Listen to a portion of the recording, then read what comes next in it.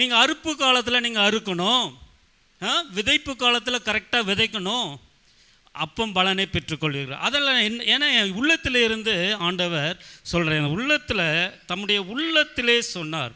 அல்லேலூயா, அல்லேலூயா. இந்த உலகம் அழிஞ்சதுக்கப்புறம் ஆண்டவர் மனஸ்தாபப்பட்டு அந்த உள்ளத்தில் ஒரு சந்தோஷமான ஒரு வார்த்தையை சொல்லுகிறார். ஆமென், அல்லேலூயா. அதில் மேலே இருக்க வசனம் வாசிங்க. உள்ளத்தில் சொல்கிறப்போ ஒரு சந்தோஷமான ஒரு வாசனை அவருக்குள்ள வந்துச்சு. அது என்ன வாசனை? சுகந்த வாசனையை, சுகந்த வாசனையை கர்த்தர் முகர்ந்தார். பார்த்தீங்களா? ஒரு நல்ல ஒரு சுகந்த வாசனையை கர்த்தர் முகர்ந்ததுனால இந்த வார்த்தையை சொல்றார். ஆமென், அல்லேலூயா. அப்போ கர்த்தருடைய மனம் அப்படி குளிர்ந்திருக்கு. ஒரு சுகந்த ஒரு வாசனை கர்த்தரிடத்துலேருந்து, அங்கேருந்து ஒரு சுகந்த வாசனை வந்திருக்கு. இப்போ நார்மலாக நீங்களே யோசிச்சு பாருங்கள், ஒரு ஹோட்டலுக்கு போகிறீங்க, பிரியாணி வாசனை வந்துச்சுன்னா நீங்கள் என்ன பண்ணுவீங்க? பசி ஆட்டோமேட்டிக்காக எடுத்துரும், அப்படி தானே? இங்கே கர்த்தர் பார்த்தீங்கன்னா ஒரு சுகந்த வாசனை, சுகந்த வாசனையை கர்த்தர் முகர்ந்தார். அப்போ அந்த வாசனை எங்கேருந்து வந்துச்சுன்னு பார்த்தீங்களா? அதுக்கு மேலே இருக்க ஒரு வசனத்தை வாசிங்க. அப்பொழுது நோவா கர்த்தருக்கு ஒரு பலிபீடம் கட்டி, சுத்தமான சகல மிருகங்களிலும் சுத்தமான சகல பறவைகளிலும் சிலவற்றை தெரிந்து கொண்டு அவைகளை பலிபீடத்தின் மேல் தகன பலிகளாக பலியிட்டான். அல்லேலூயா. இங்க ஃபர்ஸ்ட் ஒரு பலிபீடம் கட்டப்படுகிறது. அல்லேலூயா. அப்போ அந்த பலிபீடம் கட்டப்பட்டதுனால அங்கே கர்த்தர் ஒரு சுகந்த வாசனையை அவர் உயர்ந்திருக்கிறார். ஆமென், அல்லேலூயா. இதுக்கு முன்னாடி அங்கே என்ன பண்ணல? பலிபீடம் கட்டிருந்தா வார்த்தையே கிடையாது. அப்போ பலிபீடங்கிற முதல் வார்த்தை எங்கே வந்துருச்சுன்னு பார்த்தீங்கன்னா, அப்பொழுது நோவா கர்த்தருக்கு ஒரு பலிபீடம் கட்டி. அல்லேலூயா, அல்லேலூயா. அப்போ பலிபீடம் கட்டுறதுனால கர்த்தர் சொல்கிறாரு, ஒரு வாசனை எனக்கு என்ன பண்ணுது? வருது. அல்லேலூயா, அல்லேலூயா. அப்போ நீங்கள் எப்போ உங்களுடைய ஆத்துமாவிலே பலிபீடம் கட்டுகிறீர்களோ அப்போ ஆண்டவர் சொல்ல, எனக்கு ஒரு வாசனை வருது.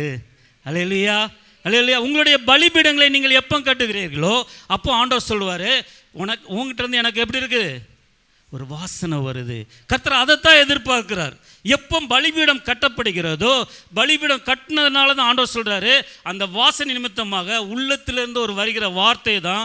அது என்ன வார்த்தைன்னா, பகல் இரவு எல்லாத்தையுமே அவர் என்ன பண்ண டிஃபைன் பண்ணி வச்சுட்டார் உங்களுக்காக. அல்லேலூயா. அப்போ இதுக்கு எல்லாத்துக்குமே முதல் காரணம் என்னன்னு பார்த்தீங்கன்னா, அங்கே முதலாவதாக பலிபீடம் கட்டப்படுகிறது. ஆமென், அல்லேலூயா. அப்போ பலிபீடம் கட்டுறதுனால வந்ததில் ஃபஸ்ட்டு என்ன வந்திருக்குது? கர்த்தருக்கு ஒரு வாசனை வந்துச்சு. ஆமென், அல்லேலூயா. கர்த்தருக்கு ஒரு வாசனை வந்துச்சு. எத்தனை பேருக்கு இருந்து நீங்கள் பலிபீடத்தை நீங்கள் கட்டினீங்க, நான் கட்டினதுனால கர்த்தர் என்ன ஆசீர்வதிச்சிருக்கிறார் அப்படின்னு சொல்லுவீங்க. ஆனால் ஆண்டவர் சொல்கிற வார்த்தை, ஏன்றது ஒரு வாசனை கர்த்தருக்கு போகுதா அப்படின்ட்டு யோசிக்கிறீங்களா? அப்போ அந்த வாசனை எப்போ வரும்னா, உங்களுடைய பலிபீடம் கட்டப்படுகிறப்போ அது வருகிறது. அல்லேலூயா. அப்போ பலிபீடம்னா என்னன்னு பார்த்தீங்கன்னா, உங்களுக்கும் நாம் பூமியிலே கர்த்தருக்கு ஏதாவது ஒன்று செய்யணும், நான் கர்த்தருக்காக மட்டுமே வாழுவேனுங்கிறது அது என்னது? பலிபீடம். ஆமென், அல்லேலூயா. அப்போ நீங்கள் எப்போ கர்த்தருக்காக கர்த்தர் தான் என் வாழ்க்கை அப்படின்னு சொல்லணும். அல்லேலூயா, அல்லேலூயா. கர்த்தருக்காக வாழுவேன். சொல்லுங்கள், நீங்கள் சொல்லுங்கள், கர்த்தருக்காக, கர்த்தர் தான் என் வாழ்க்கை. இதுக்கு பேர் தான் பலிபீடம். அல்லேலூயா, அல்லேலூயா. அப்போ நீங்கள் கர்த்தருக்காக வாழ்ந்தீங்க அப்படின்னா அங்கேருந்து உங்களுடைய வாசனையை கர்த்தர் என்ன பண்ணுறாரு? முகர்ந்தார். அல்லேலூயா. முகர்ந்ததுக்கு அப்புறம் அவர் சொல்கிற ஒரு வார்த்தை, உள்ளத்தில் ஒரு சந்தோஷமாக ஒரு வார்த்தை சொல்கிறாரு, இன்னும் அதினதின் காலத்தில் நீங்கள் அதனுடைய கனிகளை நீங்கள் என்ன பண்ணுவீங்க? பலன்களை பெற்றுக்கொள்வீர்கள். அல்லேலூயா. அப்போது நம்முடைய வாழ்க்கையிலே முதலாவது நாம் செய்ய வேண்டிய காரியம் பலிபீடத்தை கட்ட வேண்டும். ஆமென், அல்லேலூயா. உங்களுடைய பலிபீடம் எப்படி இருக்கிறது? அதான் முதல் காரியம். கர்த்தருக்கு நாம் வாசனை கொடுக்கிறவர்களாக நாம் இருக்கிறோம் அப்படின்னா முதலாவது உங்களுடைய பலிபீடம் செப்பனிடப்பட வேண்டும். ஆமென், அல்லேலூயா, அல்லேலூயா. உங்கள் பலிபீடம் செப்பனிடம் பட்டால் மட்டும்தான் கர்த்தருக்கு நீங்கள் உகந்த வாசனையாய் நீங்கள் இருக்க முடியும். ஆமென், அல்லேலூயா. இன்றைக்கி பலிபீடம் எல்லாம் உடஞ்சி போயிருக்கு. சண்டே ஆனால் பைபிளை தூக்கிட்டு வரவங்க நிறைய பேர் இருக்கிறீங்க. அல்லேலூயா. உங்களை நீங்கள் ஆராய்ந்து பார்க்கணும். என் பலிபீடம் எப்படி இருக்கு ஆண்டவரே, என் பலிபீடம் எப்படி இருக்குது? இப்போ எலியா பலிபீடத்தை 1 ராஜாக்கள் 18வது அதிகாரம் 30வது வசனம் வாசிங்க. 1 ராஜாக்கள் 18:30. அப்பொழுது எலியா சகல ஜனங்களையும் நோக்கி என் கிட்டே வாருங்கள் என்றான். என் கிட்டே வாருங்கள் என்றான். சகல ஜனங்களும் அவன் கிட்டே வந்தபோது தகர்க்கப்பட்ட கர்த்தருடைய பலிபீடத்தை அவன் செப்பனிட்டு, தகர்க்கப்பட்ட கர்த்தருடைய பலிபீடத்தை அவன் செப்பனிட்டான். அப்ப உங்களுடைய பலிபீடம் எப்படி இருக்கிறது? உங்களுடைய பலிபீடத்தை செப்பனிட்டால் மட்டும்தான் நீங்கள் கர்த்தருக்கு உகந்த ஒரு வாசனையால் நீங்கள் என்ன பண்ண முடியும், இருக்க முடியும். அப்போ தான் அதின் காலத்திலே நீங்கள் அவருடைய ஆசீர்வாதத்தை நீங்கள் என்ன பண்ண முடியும், பெற்றுக்கொள்ள முடியும். ஹல்லேலூயா, ஹல்லேலூயா. அப்போ எலியா செஞ்ச முதலாவது காரியம் என்ன? அவன் பலிபீடத்தை என்ன பண்ணான், செப்பனிட்டான். உங்களுக்கு நீங்களும் யோசிக்கணும், ஆண்டவரே ஏன் பலிபீடத்தில் நான் என்ன செப்பனிடணும் ஆண்டவரே அப்படின்னு நீங்கள் என்ன பண்ணணும், கேட்கணும். ஹல்லேலூயா. இந்த சபையின் பலிபீடத்தை நான் எப்படி செப்பனிட வேண்டும்? எலியா இன்னும் நிறைய இந்த சபையில் நிறைய எலியாக்கள் இருக்கிறீங்க. நீங்கள் எல்லாம் உங்களுடைய பலிபீடத்தை நீங்கள் செப்பனிட்டால் மட்டும்தான் இந்த சபையின் பலிபீடம் செப்பனிடப்படும். ஹல்லேலூயா. இப்போ இந்த சபையின் பலிபீடத்திலே ஒரு அக்கினி எரியணும், ஆண்டவருடைய வல்லமை இறங்கணும் அப்படின்னா முதலாவது செய்ய வேண்டிய காரியம், நீங்கள் உங்கள் பலிபீடத்தை நீங்கள் செப்பனிட வேண்டும். நிறைய எலியாக்கள் என்ன பண்ண வேண்டும், எழும்ப வேண்டும். ஹல்லேலூயா.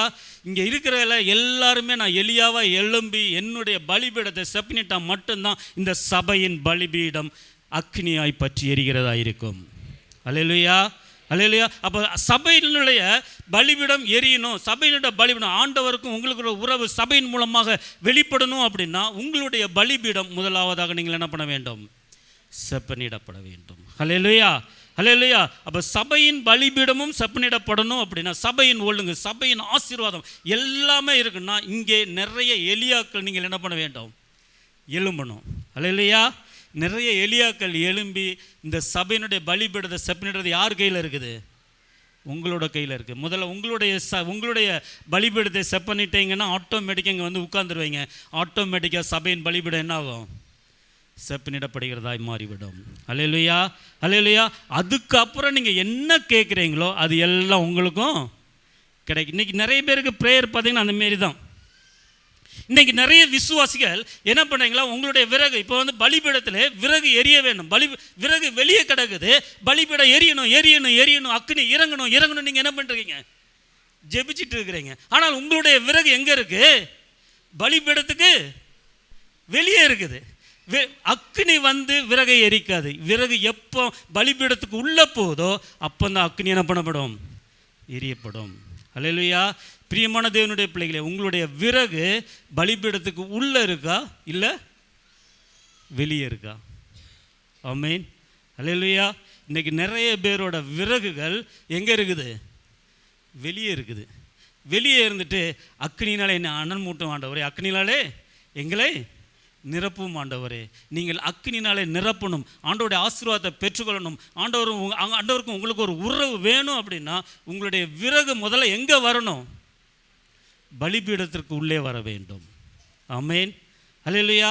இன்னைக்கு பலிபீடத்துக்கு உள்ளே வர்றதுக்கு அதான் நான் முதலாவது சொன்னேன், கர்த்தர் தான் எனக்கு அப்படிங்கிறது தான் பலிபீடத்துக்கு உள்ளே வருது.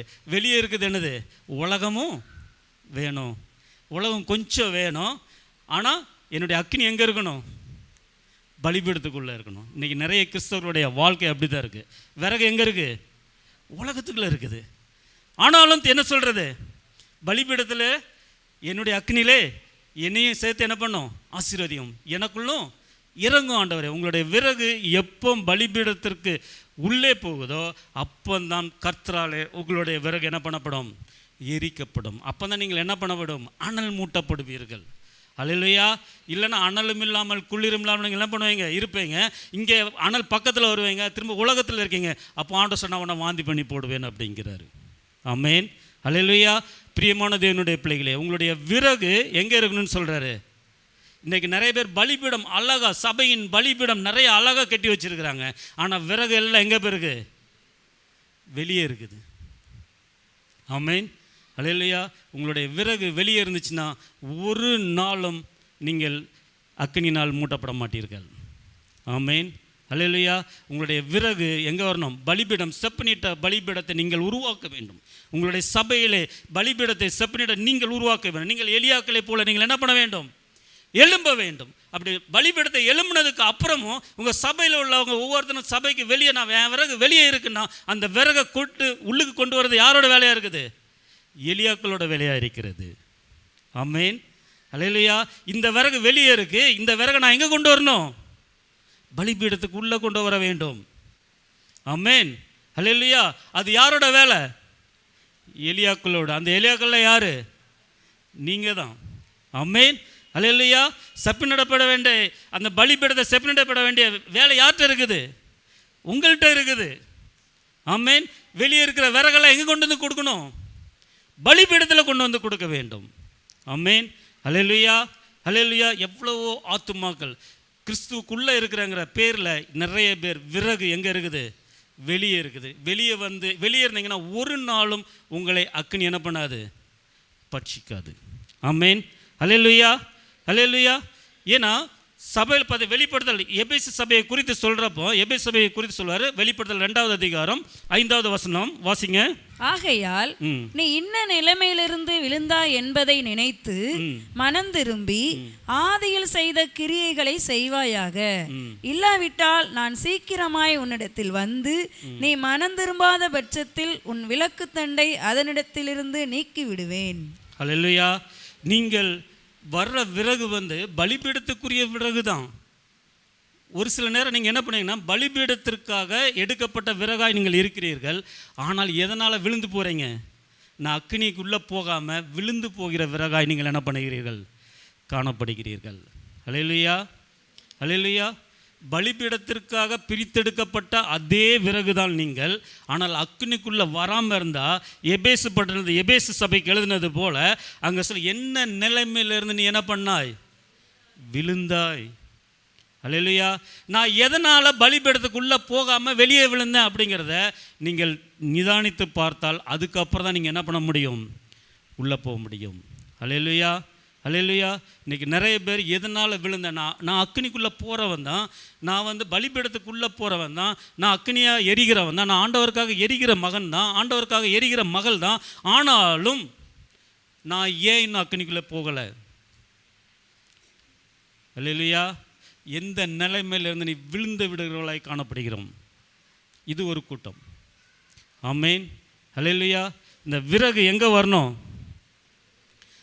உள்ளே வரணும். பலிபீடத்திற்கு உள்ளே வர வேண்டும். அல்லேலூயா. அல்லேலூயா. தன்னை நேசிக்கிற ஒரு மகளாக ஆண்டவர் சொல்கிறாரு, நான் உன்னை நேசிக்கிறேன்ப்பா, உள்ளே வாங்குறாரு. நீங்கள் என்ன பண்ணுறீங்க? நான் உள்ளுக்கு வர மாட்டேன், வெளியே தான் இருப்பேன். வெளியே வந்தீங்க அப்படின்னா அங்கே அக்கினி பலிபீடத்துக்கு உள்ளே மட்டும்தான், பரிசுத்தத்துக்கு உள்ளே மட்டும்தான் அக்கினி என்ன பண்ண முடியும்? எரிஞ்சிட்டு இருக்கும். அல்லேலூயா. அல்லேலூயா. அதான் பலிபீடத்தினுடைய அக்கினி வெளியே இருக்க விறகை ஒரு நாள் என்ன பண்ணாது? கொளுத்தாது. ஆமேன். அல்லேலூயா. நீங்கள் எப்போ பலிபீடத்திற்கு உள்ளே வரீங்களோ அப்போ உங்களுடைய அக்கினி அபிஷேகம் எழும்பும். ஆமேன். அல்லேலூயா. அல்லேலூயா. இன்றைக்கி நிறைய விசுவாசிகள் பார்த்தீங்கன்னா உங்களுடைய விறகு எங்கே இருக்குது? வெளியே இருக்குது. பலிபீடத்திற்கு வெளியே இருக்குது. ஆண்டவரே, நான் பலிபீடத்திற்கு உள்ளே வரணும் ஆண்டவரே. ஆமேன். நீங்கள் எப்போ பலிபீடத்திற்கு உள்ளே வரீங்களோ அப்போ தான் ஆண்டவர் சொல்லுவார், அங்கேருந்து எனக்கு ஒரு சுகந்த வாசனை வருது.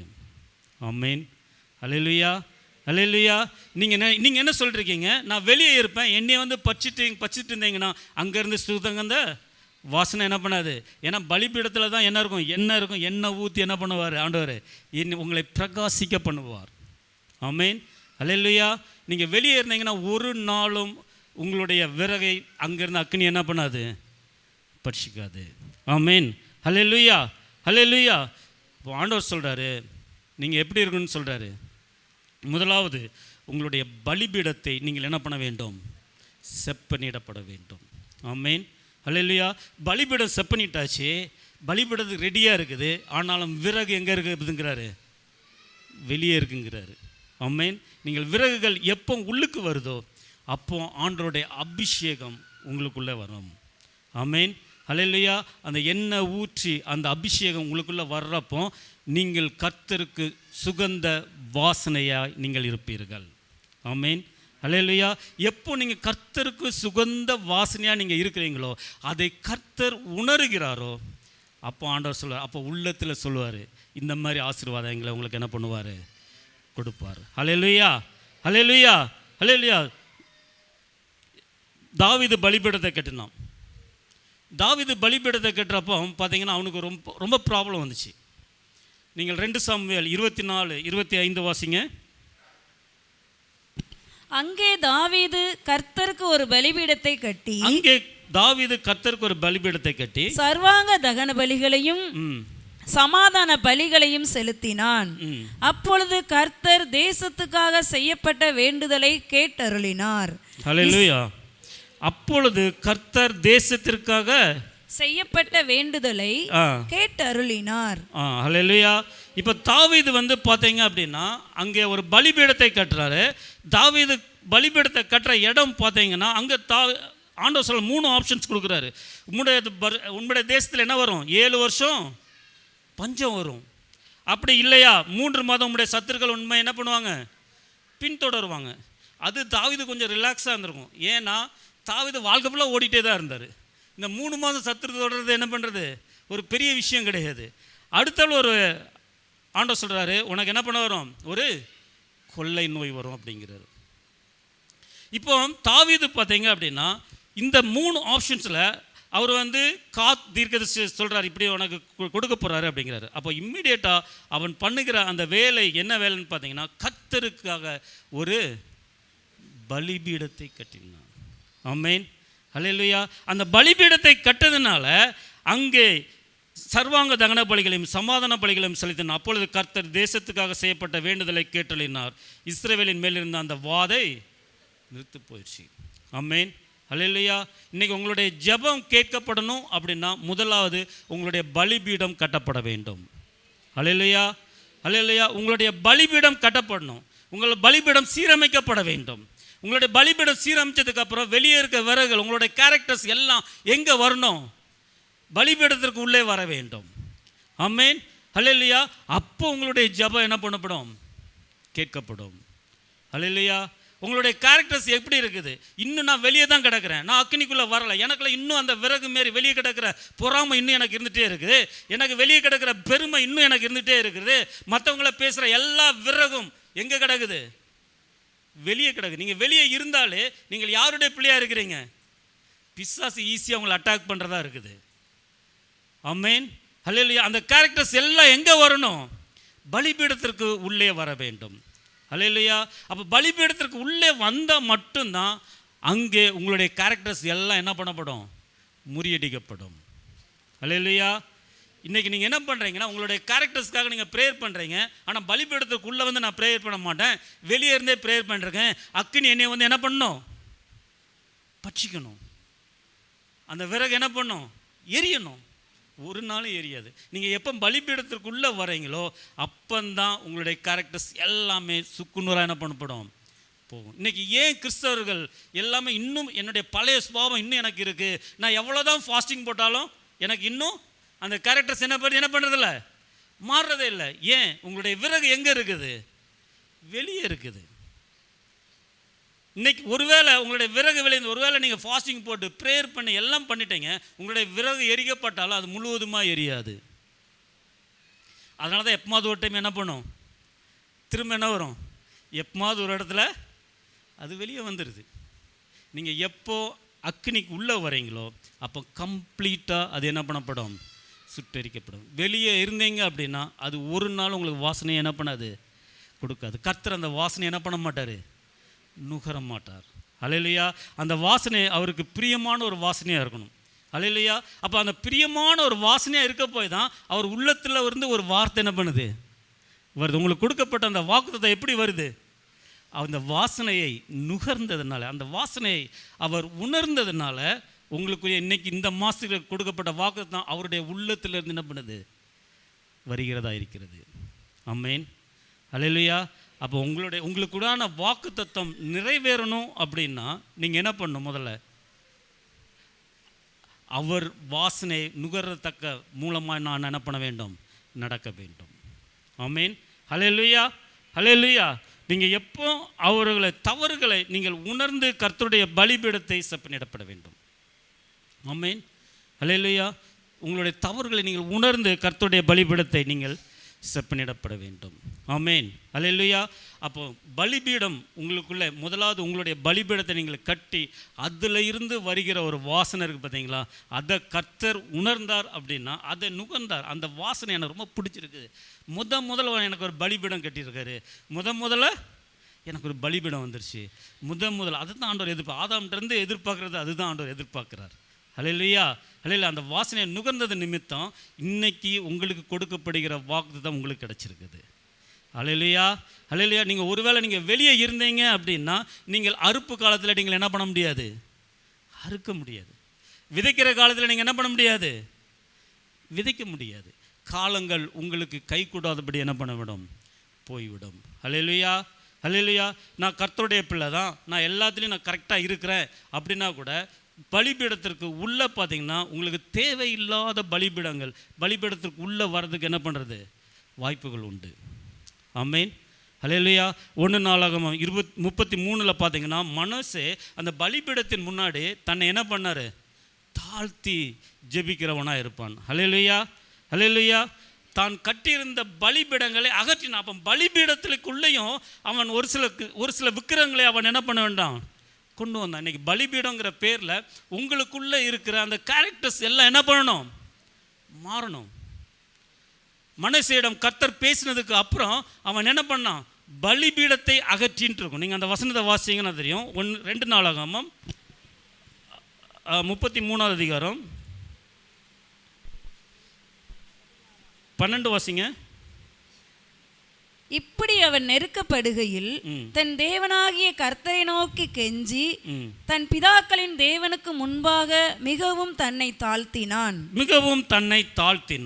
அப்போ பார்த்தீங்கன்னா 15வது வசனம், கர்த்தருடைய ஆலயத்திலிருந்து அப்ப நீங்களே அந்த ஆலயம், கர்த்தருடைய ஆலயத்திலிருந்து அந்நிய தேவர்களையும் அந்த விக்கிரகத்தையும் எடுத்து போட்டு கர்த்தருடைய ஆலயம் உள்ள மலையிலும் எருசலேமிலும் தான் கட்டியிருந்த எல்லா பலிபீடங்களையும் அகற்றி. நல்லா யோசிச்சு பாருங்க இந்த வசனம் பாருங்க. தான் கட்டியிருந்த எல்லா பலிபீடங்களையும். அப்போ இவன் ஒரு பலிபீடம் கட்டினா அது கர்த்தருக்கு பிடிக்காத பலிபீடம். ஆனால் நீங்கள் என்ன சொல்கிறீங்க? நான் கர்த்தருக்கு என்ன பண்ணுறேன்? பலிபீடம் கட்டுறேன் அப்படிங்கிறீங்க. ஹல்லேலூயா. அப்போ இங்கே பாருங்கள், அவர் சொல்கிறாரு எல்லா பலிபீடங்களையும் அகற்றி. அதுக்கு பார்த்தீங்கன்னா கர்த்தருக்கு தான் கட்டியிருந்த எல்லா பலிபீடங்களையும், ஆனால் அது கர்த்தருக்குரிய பலிபீடமாக இருக்க வேண்டும். ஹல்லேலூயா. ஏன்னா கர்த்தருக்குரிய பலிபீடமாக இருந்தால் மட்டும்தான் அங்கே சமாதான பலி என்ன பண்ணப்படும்? செலுத்தப்படும். இன்றைக்கி ஏன் ஒரு சில சபைகளில் பிரச்சனை வருது தெரியுங்களா? அது கர்த்தருக்குரிய பலிபீடமாக இல்லை, அங்கே சமாதான பலி இல்லாமல் இருக்கிறது. ஹல்லேலூயா. அப்போ கர்த்தருக்கென்று ஒரு பலிபீடத்தை நீங்கள் என்ன பண்ண வேண்டும்? கட்ட வேண்டும். அதனால தான் முதல்ல நான் சொன்னது கர்த்தருக்காக தான் நான் வாழுவேன். ஹல்லேலூயா. கர்த்தர் தான் அப்படிங்கிறது தான் உங்களுடைய வாழ்க்கையாக இருக்கணும். அப்படி இருந்தால் மட்டும்தான் நீங்கள் கட்டுகிற பலிபீடம் யாருக்குரியதாக இருக்கிறது? கர்த்தருக்குரியதாக இருக்கிறது. ஹல்லேலூயா, ஹல்லேலூயா. அப்போ நீங்கள் கர்த்தருக்குரிய பலிபீடத்தை நீங்கள் கட்டினா மட்டும்தான் அதிலிருந்து வருகிற வாசனையை நீங்கள் என்ன பண்ண முடியும்? கர்த்தர் என்ன பண்ணுவார்? நுகர்வார். ஹல்லேலூயா. நுகர்ந்து உங்களுக்குரிய இந்த மாதத்துக்கு ஆசீர்வாதத்தை உங்களுக்கு என்ன பண்ணுவார்? அருளி செய்வார். ஹல்லேலூயா, ஹல்லேலூயா. பிரியமான தேவனுடைய பிள்ளைகளை, நீங்கள் ஒரு பலிபீடத்தை கட்டிட்டு இருக்கிறீங்க. அந்த பலிபீடத்தை கட்டாதீங்க, அதை அகற்றுங்க. மனசை போல் என்ன பண்ணுங்க? அகற்றுங்க. இது உங்களுடைய சுய சித்தை உங்களுடைய சிந்தை நிமித்தமாக, உங்களுடைய பெருமை நிமித்தமாக நிறைய பலிபீடங்களை கட்டி கர்த்தருக்கு என்ன பண்ணிட்டு இருக்கீங்க? ஆராதனை. அதிலிருந்து வருகிற ஒரு வாசனையும் கர்த்தருக்கு பிரியம் இல்லாது, அது அருவருப்பானது. ஹல்லேலூயா. அப்போ கர்த்தருக்கு பிரியமான ஒரு பலிபீடத்தை நீங்கள் கட்டுறப்போ கர்த்தர் சொல்கிறாரு, அதன் மேல் சமாதான பலிகளையும் ஸ்தோத்திர பலிகளையும் செலுத்தி. ஹல்லேலூயா. அப்போ என்னென்னா கர்த்தருக்கு பிரியமான ஒரு பலிபீடத்தில் நீங்கள் கட்டுறப்போ அதிலிருந்து வருகிற சமாதான பலிகளையும் ஸ்தோத்திர பலிகளும் கர்த்தருடைய பார்வையிலே பெரிதாக இருக்கிறது. ஆமென். அல்லேலூயா. இன்றைக்கி நிறைய விசுவாசிகள் நீங்கள் கட்டுறீங்க ஸ்தோத்திர பலி, எதில் ஸ்தோத்திர பலி கரெக்டாக கட்டுறீங்க, சமாதான பலி இருக்கிறது கிடையாது. ஆனால் உங்களுக்குள்ளே ஒரு பலிபீடத்தை நீங்கள் கட்டிக்கிறீங்க. அங்கேருந்து வருகிற வாசனை யாருக்கு அருவருப்பாக இருக்கிறது? கர்த்தருக்கு அருவருப்பான காரியங்களாக இருக்கிறது. ஆமென். அல்லேலூயா. அல்லேலூயா. பிரியமான தேவனுடைய பிள்ளைகள், உங்களுக்கு கடைசியாக ஒன்றேன்னு சொல்கிறேன், நீங்கள் கட்டுகிற பலிபீடம் உங்களுடைய பிள்ளைகளுக்கும் ஆசீர்வாதமாக இருக்கும். அல்லேலூயா. ஈசாக்கு பலிபீடத்தை கட்டினா அவன் எதன் மூலமாக பலிபீடத்தை கட்டினா? ஆபிரகாம் கட்டின பலிபீடம். ஆபிரகாம் ஏற்கனவே 4 பலிபீடம் கட்டி இருக்கிறாரு. நான் அதுக்கப்புறம் ஈசாக்கு பலிபீடம் கட்டுறாரு. அப்போ அந்த ஆசீர்வாதம் யாருக்கு வருது? பிள்ளைக்கு வருது. அப்போ முதலாவது செய்ய வேண்டிய காரியம், நீங்கள் பலிபீடத்தை கட்ட வேண்டும். அப்போ தான் உங்கள் பிள்ளைங்க என்ன பண்ண முடியும்? பலிபீடத்தை கட்டுவாங்க. இன்றைக்கி நிறைய விசுவாசிகள் பிள்ளைங்கள்ட்ட வந்து பாஸ்டர் வந்து சொல்லுவாங்க, பாஸ்டர் மட்டும் வந்து சொல்லுவாங்க, என் பிள்ளைக்காக ஜோம் பண்ணுங்க, அவன் இப்படி போகிறான். நான் சொல்லுவேன், நீ முதல்ல உன்னுடைய பலிபீடத்தை நீ கட்டுகிறாயா? அல்லேலூயா. நீ உன்னுடைய பலிபீடத்தை முதல்ல கட்டு. ஆமென். அதை பார்த்து ஈசாக்கு பார்த்தீங்கன்னா ஆபிரகாம் 4 பலிபீடம் கட்டினால ஈசாக்கு என்ன பண்ணப்பட்டான்? பலிபீடத்தை கட்டினான். அதுக்கப்புறம் யார் பலிபீடம் கட்டினா? யாக்கோபு பலிபீடம் கட்டினான். அதுக்கப்புறம் பின்னாடி வர மோசே பலி, எல்லாருமே பார்த்தீங்கன்னா அப்போ சன்னதியாய் பலிபீடம் கட்டப்படுது. அப்போ நீங்கள் உங்களை பலிபீடம் கட்டுறப்போ உங்கள் பிள்ளைங்க ஆட்டோமேட்டிக்காக என்ன பண்ணப்படும்? பலிபீடம் கட்டப்படும். ஆமென்.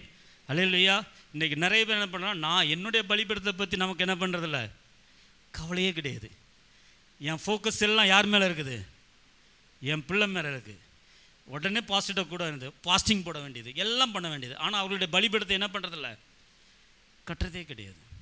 நீங்கள் உங்கள் பலிபீடத்தை கட்டுறப்போ ஆட்டோமேட்டிக்காக உங்கள் பிள்ளைகளின் பலிபீடமும் கட்டப்படும். ஆமென். அல்லேலூயா. நீங்கள் எப்போ உங்களுடைய பலிபீடத்தை கட்டுறீங்களோ, நீங்கள் உங்களுடைய பலிபீடத்திலிருந்து கர்த்தருக்கு உகந்த வாசனை வருகிறதோ, அந்த வாசனை நிமித்தமாக உங்கள் பிள்ளைகளுடைய பலிபீடமும் கட்டப்படும். ஆமென். அல்லேலூயா. அப்போ ஆபிரகாம் பலிபீடத்தை கட்டினால தான் யார் பலிபீடம் கட்டினா? ஈசாக்கு கட்டினா. ஈசாக்கு பலிபீடம் கட்டினால தான் யார் கட்டினா? யாக்கோபு கட்டினா. இப்போ அதே ஏசா பலிபீடம் கட்டினானா? இல்லை. ஸோ அப்போ என்னென்னா, நீங்கள் கர்த்தருக்குள்ளே இருக்கிற பிள்ளைங்கள், உங்களுடைய கர்த்தருக்கு, நான் என் பிள்ளையை கர்த்தருக்குள்ளே வளர்க்குறேங்கிற பிள்ளை நீங்கள் வளர்த்துட்டு இருக்கிறீங்க. ஆனால் உங்களுடைய பலிபீடம் எப்படி இருக்கிறது? உங்களுடைய பலிபீடத்திலேருந்து ஒரு சுகந்த வாசனை வந்துச்சுன்னா உங்கள் பிள்ளைங்களுடைய பலிபீடத்துலேருந்து என்ன வரும்? ஒரு வாசனை வரும். அல்லேலூயா. அல்லேலூயா. பிரியமான தேவனுடைய பிள்ளை, முதலாவது நம்முடைய பலிபீடத்தை கட்ட வேண்டும். அப்போ நீங்கள் பலிபீடம் கட்டுறது எவ்வளோ ஒரு முக்கியமான காரியம் பார்த்தீங்களா? நீங்கள் பலிபீடம் கட்ட நிமித்தாங்க உங்களுடைய வாழ்க்கை கட்டப்படுகிறது, சபையினுடைய வாழ்க்கை கட்டப்படுகிறது. அல்லேலூயா. வெளியே இருக்கவங்களுடைய வாழ்க்கை என்ன பண்ணப்படுது? கட்டப்படுகிறது. உள்ளுக்கு வந்து நீங்கள் என்ன பண்ணணும்? உங்களுடைய பிள்ளைகளுடைய வாழ்க்கை என்ன பண்ணுகிறது? பலிபீடமாய் மாற்றப்படுகிறது.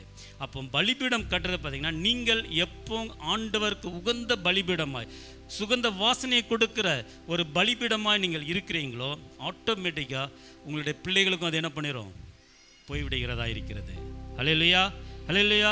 இனிமேல் நீங்கள் வந்து பார்த்தீங்க அப்படின்னா, நான் எப்படி இருக்கிறேன், ஏன் பலிபீடம் செப்பண்டப்பட்டு இருக்கிறதா, ஏன் விறகு உள்ளுக்கு இருக்குதா அப்படின்னு நீங்கள் முதல்ல உங்களை ஆராய்ஞ்சிங்கன்னா ஆட்டோமேட்டிக்காக உங்கள் பிள்ளைங்க என்ன பண்ணுறோம்? உங்களுடைய பலிபீடத்துக்குள்ளே என்ன பண்ணுவோம்? அவனும் ஆட்டோமேட்டிக்காக பலிபீடம் கட்ட ஆரம்பிச்சிருவாங்க. Heaven draws near, forces of praise